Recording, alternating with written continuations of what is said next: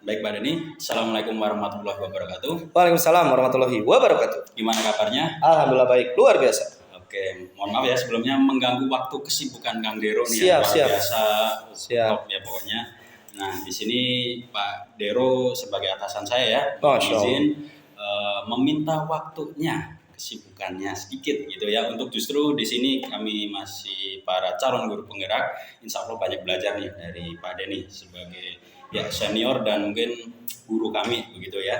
Nah di sini kebetulan kami ada tugas Pak ya, Siap. untuk mengetahui begitu bagaimana Bapak mengambil begitu langkah-langkah saat memutuskan sesuatu begitu. Nah, yang pertama mungkin Pak Denny pernah ya saat memutuskan satu kegiatan, satu mungkin kebijakan begitu yang itu bertabrakan dengan nilai-nilai yang lainnya. Misalnya mungkin pilihannya bagus tapi berbenturan dengan kepentingan yang lain yang sama bagusnya begitu ya Pak Denny. Mungkin bisa ceritakan Pak Denny? Oke. Silakan. Oke, baik Pak Denny, di sini ya saya akan menanyakan beberapa hal. Yang pertama mungkin Pak Denny ya selama pengalaman jadi guru bahkan memimpin banyak kegiatan begitu ya. Tentu seringkali ya berbenturan begitu. Tadi ada rencana yang baik, tapi di satu waktu juga ada rencana baik yang lain. Nah mungkin bisa ceritakan Pak Denny kisah apa begitu ya yang bertabrakan seperti itu. Silakan. Ya, ini sangat luar biasa ya. Tentu setiap orang pernah mengalami kondisi seperti ini gitu. Dimana di satu posisi, di satu kejadian begitu, dia harus dibenturkan pada dua hal yang sifatnya sangat penting. Dua-duanya sangat baik, sangat penting dan harus dilakukan berbarengan. Nah, contohnya misalkan ketika kita harus menentukan kondisi akhir dari siswa. Ya, pernah satu momen misalkan gitu ya, ketika di satu sisi anak ini memang seharusnya kita menginginkan naik kelas, tapi di sisi lain ternyata poin-poin ketidakhadirannya di kelasnya itu banyak, kemudian tugas-tugas yang masuknya juga sangat sedikit begitu dan bermasalah, termasuk kriteria atau kategori anak yang bermasalah gitu. Nah, dalam kondisi seperti itu tidak bijak kalau kemudian kita hanya memandang dari satu sisi peraturan saja. Nah, di sini makanya ada proses paradigma yang harus diangkat. Ini kaitan dengan keadilan dan rasa kasihan. Ini kadang juga ini perlu dibenturkan untuk menguji karena dua-duanya juga benar. Ketika anak ini tidak naik kelas, maka masa depannya terancam. Ketika anak ini naik kelas, maka peraturan yang dilawan. Nah, ini bagaimana strategi kondisi seperti ini? Nah, hal-hal yang seperti ini yang disebut dengan dilema etik. Setiap guru pernah mengalami ini. Apakah harus tetap dinaikkan? Kalau dinaikkan berarti dia termasuk melanggar peraturan. Kalau tidak dinaikkan berarti ada masa depan yang terancam. Itu satu kasus. Dan kasus kedua adalah di saat ketika dalam momen yang sama kita harus hadir di satu tempat untuk rapat kegiatan dengan kepala sekolah, rapat dinas, tapi di sisi lain saya harus mengantarkan istri saya berobat misalkan. Ini juga satu kondisi yang dua-duanya sangat dilematis. Yang ini tidak bisa ditinggalkan karena kita manut kepada aturan untuk hadir begitu ya. Yang ini juga tidak bisa ditinggalkan karena ini kaitannya dengan nyawa dan keselamatan. Nah, hal-hal yang seperti itu maka yang pertama harus dilakukan adalah menurut saya Pak Tegar ini kita stop dulu. Hening sejenak, tahan diri, tarik napas.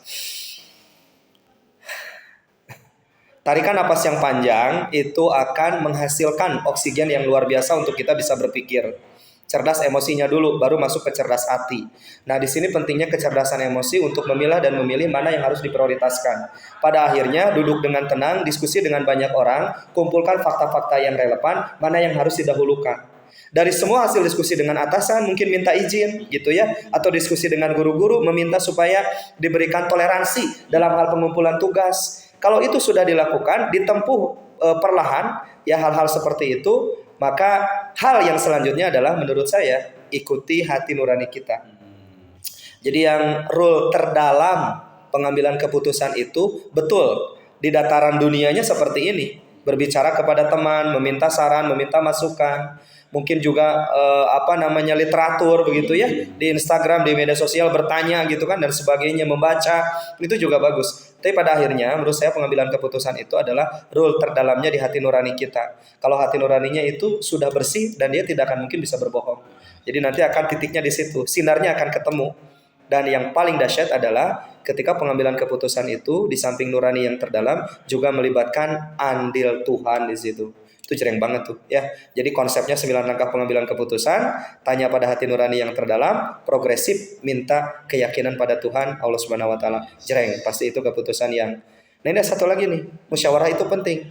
Keputusan yang dihasilkan dari hasil musyawarah meskipun keliru itu akan tepat. Tapi keputusan yang dihasilkan oleh sendiri meskipun benar bisa saja dia keliru. Begitu Pak Tegar. Luar biasa ya. Iya. Mantap. Wah, ini jadi saya terinspirasi ya sama Pak Denny sebagai alasan saya Insyaallah. luar biasa. Nanti mudah-mudahan karir Pak Denny juga semakin Amin, terima besar untuk kasih. kemajuan Pendidikan Indonesia kita ya. siap insyaallah. Nah, ada yang mau saya tanyakan lagi nih ya. Dari pengalaman Pak Denny tadi, bagaimana memenangkan ya rasa kasih sayang begitu yang lewat tentu tahap-tahapnya dilalui semua begitu. Tantangan Pak Denny apa sih saat melakukan itu? Ya, tantangan yang paling dahsyat adalah berjibaku di dalam pikiran kita tentang proses menimbang yang ini benar gak sih gitu. Yang ini salah gak sih kalau aku melakukan ini gimana gitu. Tapi ini anak harus naik. Tapi kalau dinaikkan, anak naik, anak terselamatkan, bisa jadi karir kita yang terancam. Ini banyak kasus ya, contohnya misalnya masalah PPDB kalau di kebijakan sekolah gitu kan. Di satu sisi sudah jelas aturannya seperti itu. Tapi di sisi yang lain juga kita tidak bisa menutup mata. Banyak hal-hal terjadi kecurangan dan sebagainya. Ini juga salah satu hal yang sangat dilematis. Tapi kalau yang masalah PPDB sih itu lebih kepada bujukan moral. Benar dan salah, selesai jebret gitu. Tapi yang paling susah itu adalah ketika dilema etik. Dua-duanya benar. Nah, yang tantangannya itu adalah untuk menentukan mana yang harus dilakukan di detik yang sama dan itu bisa menyelamatkan banyak orang gitu. Nah, makanya saya mungkin lebih melihatnya itu paradigmanya Pak Tegar ini adalah individu lawan masyarakat. Jadi saya akan memprioritaskan bagaimana kemudian kalau saya menyelamatkan satu individu ini berdampak luas nggak untuk masyarakat yang lebih besar. Mungkin kita hanya menyelamatkan satu orang, tapi dampaknya bisa ke masyarakat luas. Tapi bisa saja kita menyelamatkan masyarakat yang luas, tapi ternyata tak berdampak untuk dirinya dan juga untuk masyarakat itu sendiri. Maka yang paling penting adalah coba dicek dulu. Ini yang mau kita ambil keputusan ini polanya, paradigmanya yang mana? Individu lawan masyarakat, keadilan lawan kasihan, benar lawan salah begitu ya, atau jangka pendek, jangka panjang. Nah, saya bisa menimbang seperti itu. Jadi kondisi yang paling sulit itu ketika kita harus menentukan ini benar tidak ya, ini salah atau tidak ya. Nah, itu makanya mungkin pentingnya tadi manajemen prioritas, manajemen waktu, dan juga pola-pola untuk mengambil keputusan yang terdalam. Nah, keputusan terdalam itu menurut saya tadi ending dari semua perilaku yang kita lakukan tentang pengambilan keputusan itu endingnya adalah di hati nurani kita. Jreng, tanya, istihoroh, tentukan, pasti dapat begitu. Ya, luar biasa Pak Denny. Sambil tadi saya juga menangkap poinnya juga Pak Denny. Selain tadi hati nurani kita sudah matang ya, banyak pertimbangan, musyawarah juga menjadi jalan juga ya tadi. Betul ya, sekali. untuk menimbang karena ini terkait sama institusi begitu ya. Betul. Oke, luar biasa. Hampir semua tadi sebenarnya pertanyaan saya sudah dijawab Pak Denny ya. Siap. Nah, tapi barangkali di sini siapa aja yang mungkin dilibatkan ya dalam misalnya tadi Pak Denny punya berbagai masalah, ambillah kasus yang siswa ya atau di luar itu boleh nanti ceritakan. Ada nggak pihak-pihak yang dilibatkan untuk membantu Pak Denny memutuskan itu? Ya. Betul. Jadi proses kolaborasi itu menjadi kekuatan kunci. Tapi ingat juga kolaborasi dengan siapa. Nah, ini poin pentingnya di sini. Tentu kolaborasi dengan mereka yang kompeten dan kapabil gitu ya. Memiliki kompetensi dan memiliki kapabilitas untuk kemudian mengolah informasi ini menjadi keputusan yang tepat. Contoh ketika berbicara tentang kasus siswa, apalagi itu sudah diangkat di ruang guru begitu ya, di rapat sekolah dan sebagainya, maka yang dilibatkan adalah yang pertama guru-guru yang bersinggungan langsung dengan anak itu, yang kedua tentunya adalah pimpinan atau kepala sekolah, dan yang tidak kalah penting adalah orang tua dari siswa tersebut dan juga anak tersebut. Jadi jangan kita menuntut untuk lebih naik kelas dan sebagainya begitu tanpa ada proses di awalnya yang dasar. Contohnya tadi penerapan restitusi ke anak gitu ya, bertanya, menginformasikan, kemudian memvalidasi tentang keyakinan yang dilanggar dan kemudian memastikan bahwa anak akan menuntaskan tugas-tugasnya. Jadi pihak-pihak yang dilibatkannya adalah mereka yang dalam satu circle titik lokus permasalahannya ada di mana. Dan saya sangat yakin kalau kolaborasi itu dilakukan sebesar apapun permasalahan itu pasti bisa diselesaikan. Hanya mungkin masalahnya di waktu saja sih Pak Tegar. Begitu. Oke, mungkin ini pertanyaan terakhir ya Pak. Siap. Selama ini ya kita juga tidak bisa lepas dari sebuah pemberitaan terkait media meliput ini. Kenapa ada siswa misalnya yang maaf, ini mungkin bukan kasus di kita langsung ya, tapi kita melihat aja mungkin Pak Denny juga punya pengalaman banyak tentang hal tersebut. Dia diliput gitu, ada siswa yang tidak dinaikkan gitu, terus orang tuanya protes. Nah sebenarnya seperti itu etis atau tidak ya? Atau bagaimana sih kalau mungkin pimpinan dan para guru harus menyikapi? Terima kasih. Ya, ini poin yang sangat dahsyat ya terkait dengan kondisi di sekolah hari ini. Tidak naik, kemudian orang tua komplain. Nah, ini adalah PR bersama kita. Bagaimana ketika di awal tahun pelajaran baru, terutama untuk anak-anak yang baru masuk, di sini dilakukan yang namanya itu tadi, membangun keyakinan bersama itu tidak hanya dengan anak, tapi membangun keyakinan bersama itu dengan orang tua.